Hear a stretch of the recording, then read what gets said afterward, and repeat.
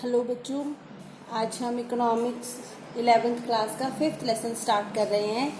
That is presentation of data, यानी कि आंकड़ों का प्रस्तुतिकरण। प्रस्तुतिकरण या प्रेजेंटेशन क्या होता है? आंकड़ों को इकट्ठा करने के बाद, आंकड़ों को कलेक्ट करने के बाद, हम किसी भी तरीके से आंकड़ों को कलेक्ट करें, उसके बाद हम उनको व्यवस्थित करते हैं। व्यवस्थित करना हमने लास्ट लेसन में किया। अब है प्रेजेंटेशन। जो डेटा हमने कलेक्ट किया, ऑर्गेनाइज किया, हम उसको प्रेजेंट करते हैं, मतलब प्रस्तुत करते हैं। इस तरीके से प्रस्तुत करना कि देखने वाले को वो आंकड़े आसानी से समझ में आ जाए, वो डेटा आसानी से समझ में आ जाए। जैसे कि अगर हमने किसी क्लास के, किसी कंट्री के, किसी स्टेट के किसी भी विषय पर आंकड़े इकट्ठे किए हैं, डेटा कलेक्ट किया है, तो उस डेटा को इस तरीके से प्रेजेंट करना, इस तरीके से दिखाना कि देखने वाले को उसे आसानी से समझ में आ जाए। तो जब हम आंकड़ों को प्रेजेंट करते हैं, आंकड़ों को प्रस्तुत करते हैं, तो उसको प्रेजेंटेशन के 3 मेथड्स होते हैं। पहला है टेक्सचुअल प्रेजेंटेशन, यानी कि पाठ्य प्रस्तुतिकरण। दूसरा है टेबुलर प्रेजेंटेशन, यानी कि सारणीय प्रस्तुतिकरण। और तीसरा है टेक्सचुअल प्रेजेंटेशन, यानी कि चित्रमय प्रस्तुतिकरण। तो टेक्सचुअल प्रेजेंटेशन में क्या होता है?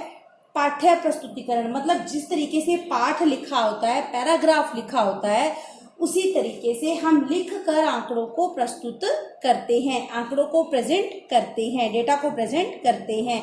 जैसे कि अगर हम ये बताना चाहते हैं कि लास्ट ईयर के कंपैरिजन में, पिछले साल की तुलना में इस साल हमारे प्रोडक्शन में कितना इंक्रीमेंट हुआ है, तो हम लिख कर बताएंगे कि पिछले वर्ष या पिछले ईयर की तुलना में, कंपैरिजन में, इस साल हमारे जो प्रोडक्शन है, उत्पादन है, उसमें 50% की इंक्रीमेंट हुआ है, 50% की वृद्धि हुई है। या कॉटन का जो प्रोडक्शन है उसमें कितना चेंज हुआ है। तो हम क्या करते हैं? लिख कर आंकड़ों को प्रस्तुत करते हैं। जिस तरीके से एक पैराग्राफ लिखा जाता है, एक पाठ लिखा जाता है, उसी तरीके से हम पाठ्य प्रस्तुतिकरण करते हैं, लिख कर आंकड़ों को प्रस्तुत करते हैं। दूसरा है टेबुलर प्रेजेंटेशन, यानी कि टेबल के द्वारा प्रेजेंटेशन। इसमें हम आंकड़ों को टेबल के द्वारा प्रेजेंट करते हैं। जैसे कि मान लो आपकी क्लास के आंकड़े कलेक्ट कर रहे हैं, तो हम रोल नंबर 1, 2, 3, तो इसमें हम टेबल बना लेंगे। यहाँ रोल नंबर का एक कॉलम है, उसके बाद हम कॉलम बनाएंगे किसका, जैसे मान लो इंग्लिश के मार्क्स, फिर हिंदी के, फिर मैथ के। इस तरीके से हम एक टेबल के द्वारा आंकड़ों को प्रस्तुत करते हैं। टेबल के थ्रू हम डेटा को रिप्रेजेंट करते हैं। नेक्स्ट है टेक्सचुअल पिक्टोरियल प्रेजेंटेशन आएगा यहाँ पे, चित्रमय प्रस्तुतिकरण। हम इसमें आंकड़ों को चित्रों के द्वारा, पिक्चर्स के द्वारा प्रस्तुत करते हैं। एक जैसे कि क्या होता है कि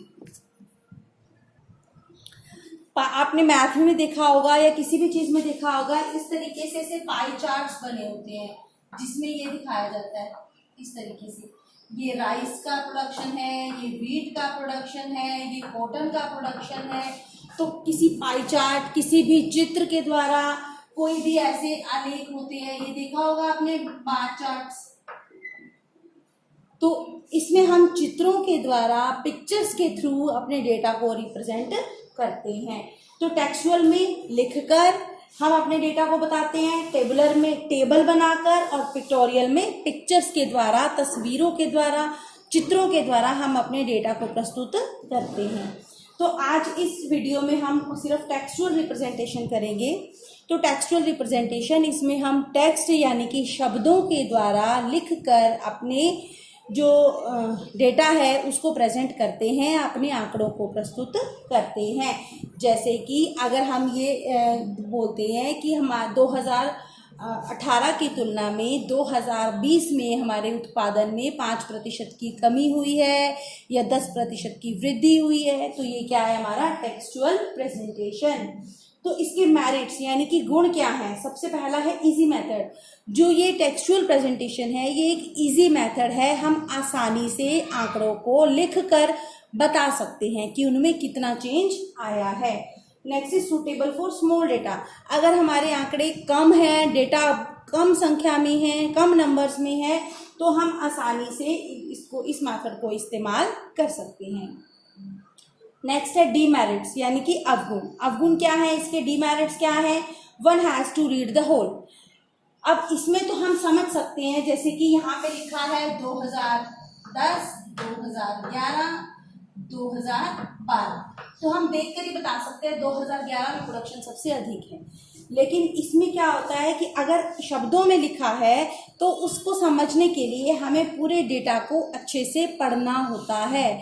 हमें जितना भी पैराग्राफ लिखा है, जितना भी टेक्स्ट लिखा है, पूरे टेक्स्ट को अच्छे से रीड करना होता है, पूरे टेक्स्ट को अच्छे से पढ़ना होता है। नेक्स्ट है डिफिकल्ट टू अंडरस्टैंड। शब्दों को अगर कोई अनपढ़ व्यक्ति है वो भी देखकर ये बता सकता है कि कौन से साल में प्रोडक्शन अधिक है इसमें चित्र के द्वारा। लेकिन इसमें जो व्यक्ति अधिक पढ़ा लिखा नहीं है, उसको पढ़ना नहीं आता, तो उसको उसके लिए डेटा को अंडरस्टैंड करना, आंकड़ों को समझना मुश्किल हो जाएगा। वो आसानी से आंकड़ों को नहीं समझ सकता, उसे अच्छे से पढ़ना पड़ेगा और उसे समझना पड़ेगा। नेक्स्ट है डिफिकल्ट टू कंपेयर। इसमें जब हम टेक्सचुअल प्रेजेंटेशन करते हैं, आंकड़ों को कंपेयर करना, आंकड़ों की तुलना करना मुश्किल होता है, लेकिन इसमें हम इजीली कंपेयर कर सकते हैं। आप देखो यहाँ पे आप कंपेयर कर सकते हो ना, तुलना कर सकते हो 2010 की, 11 की और 12 की कि किसमें कम है और किसमें सबसे अधिक है। 2010 में सबसे कम उत्पादन है और 2011 में सबसे अधिक उत्पादन है। तो अगर हम पिक्टोरियल के थ्रू करते हैं तो कंपेयर करना आसान होता है, तुलना करना आसान होता है। लेकिन अगर हम पाठ्य प्रस्तुतिकरण यानी कि टेक्सचुअल रिप्रेजेंटेशन करते हैं तो उसमें कंपेयर करना, तुलना करना मुश्किल होता है। तो ये था आपका टेक्सचुअल प्रेजेंटेशन। नेक्स्ट वीडियो में हम टेबुलर और पिक्टोरियल प्रेजेंटेशन करेंगे। Thank you.